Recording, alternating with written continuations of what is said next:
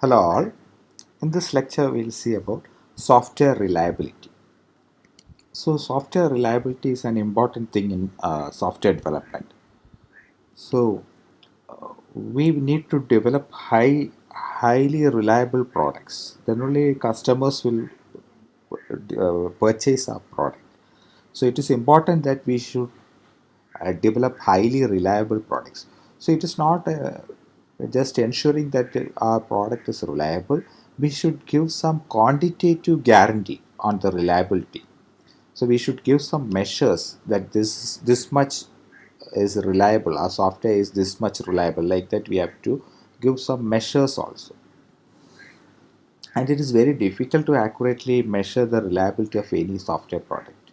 So we have already seen that software is an intangible thing, kind of thing. We cannot say that this much quality can be given because it depends on the usage of that software. Most all the features may not be used by the by all you type of users. So if you take some customers, they will be using only some kind of the product. For example, if you are using this WhatsApp and all, you people might be using only that messaging service.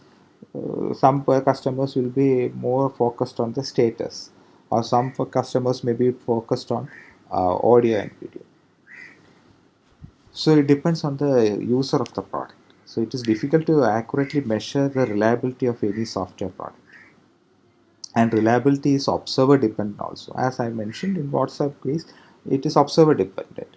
If the person who is using audio and video calls, they say that it is of good quality, then automatically WhatsApp is of high quality. Some other user may not be using this audio and video. The audio and video might be poor of this WhatsApp, but the messaging service is the only feature might be that must be used by that person. So he might say that messaging is superb, so WhatsApp is very good. So its reliability is also an observer dependent feature. And frequently changing reliability values due to bug corrections. And this reliability value will always change because whenever we fix a bug, some other bugs might occur in the system. So it's a huge software, and if you try to fix some bugs in a particular software, on that software, some other new bugs might develop. So the reliability will change. So if you try to fix the audio quality of that WhatsApp, then some other problem might occur in the video quality. So it can happen. So software reliability, it denotes the trustworthiness or dependability on that software. So it can also be defined as the probability of the product working correctly over a given period of time. So it, it is obvious that the software product may have having a large number of defects is unreliable. So if there are large number of defects in a software, we can say that it is an unreliable software. So in order to improve the system, what we have to do, we have to reduce the number of defects. So there is a relationship between this observed system reliability and the number of defects in the system.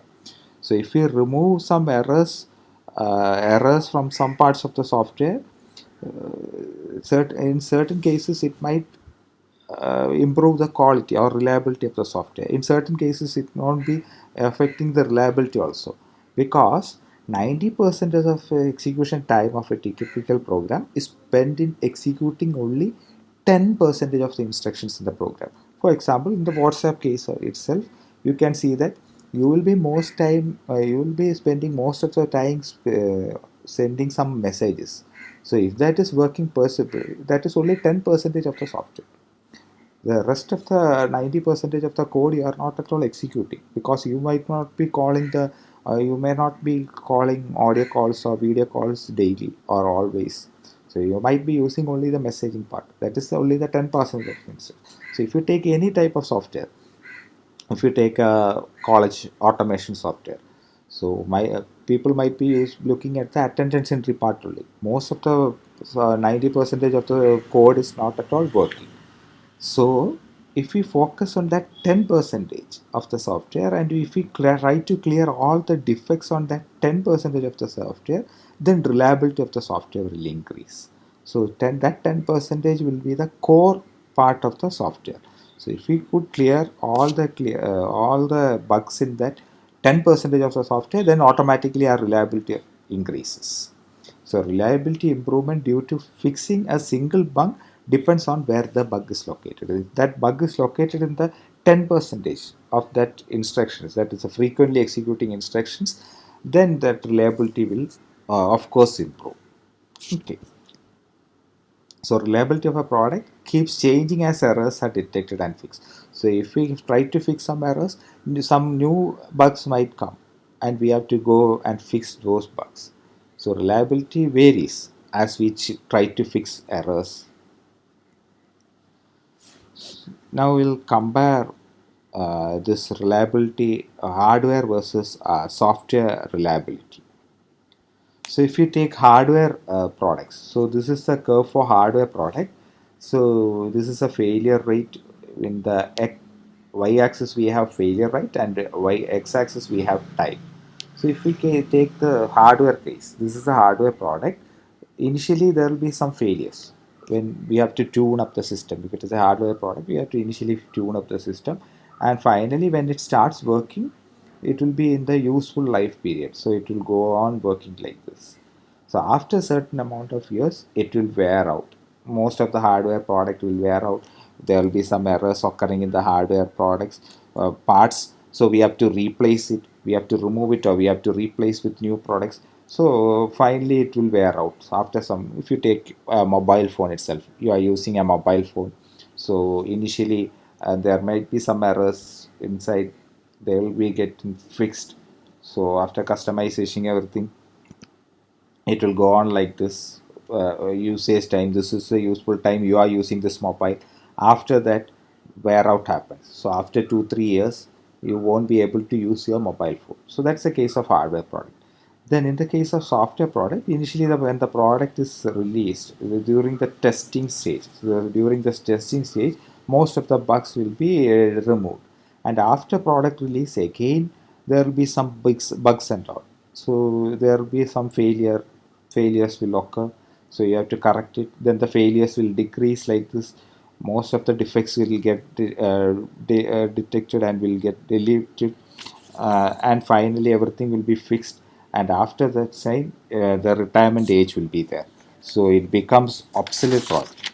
So people won't be using this product at all after some amount of time. If you take some operating system, you can see Windows, there were Windows 98, Windows XP, like that. There were different versions of the operating system. Or if you take the Linux versions also, you can see different versions of the software. So after time, sometimes the software becomes an obsolete product. People won't be using that software at all. So this is the difference between hardware and software reliability. Now, this is an important topic, reliability metrics of software products. So we have certain reliability metrics to measure the software product. So rate of occurrence of failure, we have to learn all these reliability measures. First is reliability of occurrence of failure, ROCOF. Then we have mean time to failure, MTTF. Then mean time to repair, MTTR. Then mean time between failure. Then probability of failure on demand, and availability.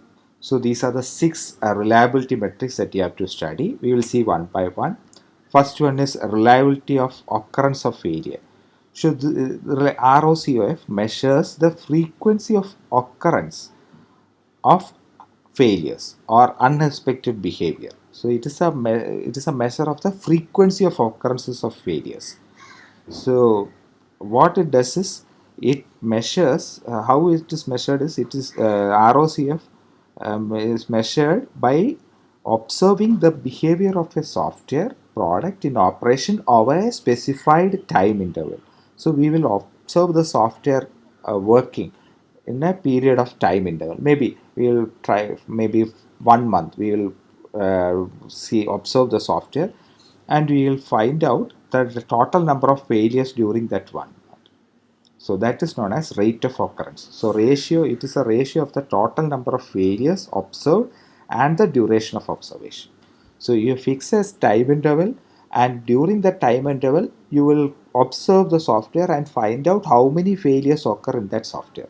So that rate will give the rate of occurrence of failure. So it is a ratio of the total number of failures observed and the duration of observation, or the time interval. Okay. So this is known as ROCF material, rate of occurrence of failure.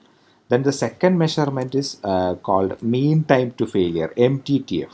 So it is the average time between two successive failures. So it is actually the average time. So it is average time between two successive failures over a large number of failures. So to measure MTTF, what we do is we'll record the failure data for n number of failures. So we will observe n number of failures. We will record the failure of n failures, and if the failures occur at time instance t1, t2, etc. tn, then we can calculate MTTF using this formula. So it is sigma I equal to 1 to n, so it is not clear. It is actually I equal to 1 to n, then t I plus 1 minus ti divided by n minus 1. So this is ti plus 1 minus ti divided by n minus 1. So what we do is we try to find out when all the failures has occurred. So for example, the failure has occurred on 3rd March. Then the next failure has occurred on 5th March. Like that, we will note down the failures that have occurred, and this can be calculated. The mean time between failures can be calculated using this formula. Ti plus 1 minus Ti. So sum of all these failures divided by n minus 1 will give the mean time to failure. So it is the average time between two successive failures. Then next is mean time to repair, MTTR. So once failure occurs, we need some time to fix this error. So we need some time to fix that error. So MTTR measures the average time it takes to track the errors causing the failure and to fix them. So MTTR, it is actually the extension of that mean time to failure. So we need some time to fix that error. So it is the average time it takes to track the errors causing the failure and to fix them. So between two failures, if we need to fix those errors, so it is the average between them, the repair times. The next is mean time between failures, MTB. Sorry, it is not MTBF. Okay, it is MTBF. Okay, MTBF, mean time between failures, MTBF. So it is actually MTTF and MTTR metrics can be combined to get this MTBF. So we have already seen mean time to failure and mean time to repair. So if you take the sum of both those, MTTF and MTTR, you will get MTBF, that is mean time between the failure. So for example, MTBF of 300 hours means uh, it indicates that once a failure occurs, the next failure is expected after 300 hours. So if we get some value for this, if we calculate this MTTF plus MTTR, that is mean time to failure and mean time to repair, if you get the sum, you will get the MTBF value. So MTBF, if it is 300 hours, it means that a failure occurs every 300 hours. So that is MTBF value. The next is probability of failure on demand, POFOD value. So all the other metrics are based on time. So metrics here, this metric does not explicitly involve any time measurements. So it is actually it measures the likelihood of the system failing when a service request is made. So it is actually the likelihood of the system failing when a service request is made. For example, if you say some POFD value is 0.001, it means that 1 out of every 1000 service requests would result in a failure. So if we say that POFD for WhatsApp call is 0.001, it means when you make 1000 calls, one might fail. So one would result in a failure. So that is known as POFOD value. So it is probability of failure on demand.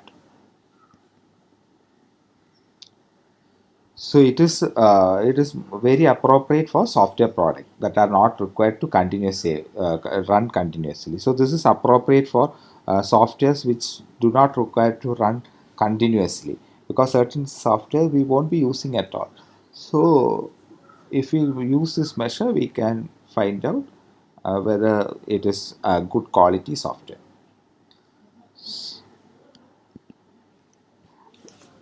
Then one more measurement is there. I think I missed it. Then it is availability metrics. Availability metrics.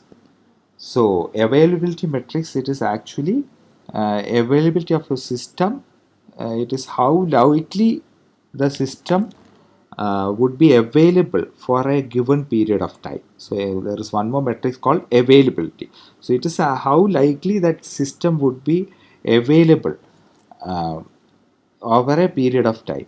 So what it does is it considers the number of failures occurring during a time interval. Let me see the slide is there. Okay, I missed that time. Okay, so availability, it is actually the how likely the system will be available over a period of time. So this metric considers the number of, not only considers the number of failures occurring during a time interval, but also it takes account into account the repair time or downtime of a system when a failure occurs. So you need some time to correct the software. So if you are running some college automation software and if some failure occurs, then that system will be down. Nobody will be able to use that software. So there will be a downtime for the software also. So this metric, availability metric, it considers that downtime also. So we will say that the downtime or the availability, the system will be available this much number of time. For example, in certain cases like telecommunication system or operating system, all these things should not have a downtime. So if there is a failure in the tower, in the telecommunication system, you won't be able to make a call and all. So you will mention that the availability of the system is just 1 second. So even if power failure or some failure occurs, within 1 second you will get back, everything will be correct. So availability is a measure needed for this telecommunication system or operating system, because there should not be any downtime, should not be there. So in those cases you should measure, you should use the metric called availability. Then next is shortcomings of this reliability metrics of software products. So all the metrics have some shortcomings. Because these metrics are centered around the probability of occurrence of system failures. We are considering only the system failures alone, and these failures can be of different types. Those failures might be minor failures, there might be major failures. So we are measuring everything based on the failures. So it depends on the failure type. So there are different failure classifications. So this does take no account of the consequences of failures. There might be minor failures and major failures. So it do not distinguish the relative severity of different failures. Okay, so that's the shortcoming of this measure. So in order to do that, we have a failure classification mechanism. We classify failures into different types. One is transient failure. So this failure occur only for certain input values. For example, when you do some kind of operation, only this kind of failure occur. Then it is known as transient failure. So these are transient failure is a minor failure. Then there are permanent failures. Permanent failure occur for all input failures. For whatever input you give, the system fails. Then it is known as permanent failure. Then there is recoverable failure. So when a recoverable failure occurs, the system can recover without having to shut down and restart the system. We need not stop the system or we need not restart the system. Then it is known as recoverable failure. Then there is unrecoverable failure. Uh, we may require the system to be restarted. Then it is known as unrecoverable failure. Then there is another type of failure known as cosmetic failure. Here only minor irritations will be there. We need not restart or anything. For example, if you are using a GUI kind of thing, instead of a single click, if the mouse you need to double click that, it is a minor failure. Actually, you have designed and you have coded for single click. When you click a single click, the window should open like that. But in certain cases, it might occur only at double clicks. So it is just a minor failure to the system. Okay, so that's all about reliability. Thank you.